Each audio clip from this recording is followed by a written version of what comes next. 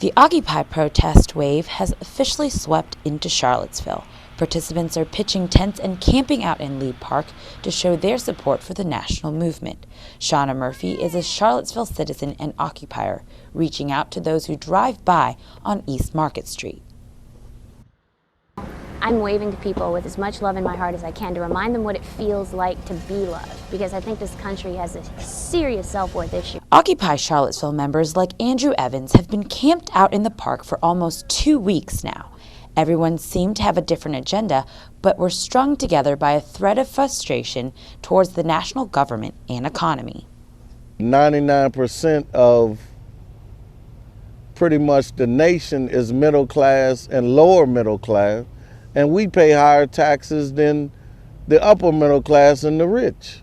Funding for the local movement has been solely private, with participants coming together to provide necessary resources. Fortunately, they've also received donations from different people and organizations, which will now come in handy as the temperatures are dropping.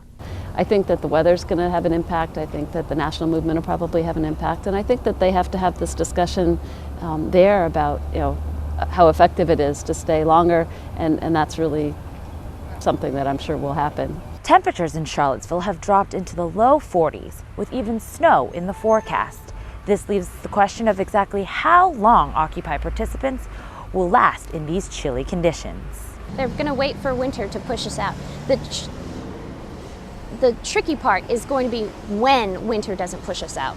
On Thursday, Charlottesville Parks and Rec approved a 30-day permit for the Charlottesville occupiers. City Councilor Kristen Sakos has visited the site and say many plan to stay at Lee Park until they see some kind of a change. There is a certain sense from some of the folks there that they're almost as much witnesses as protesters, that they're sort of testifying by their presence to the fact that there's something seriously wrong in the national economy. Occupy Charlottesville members meet on a daily basis in the park to plan rallies, marches, and work with surrounding Occupy movements. They are determined to stay in the park until certain measures are met.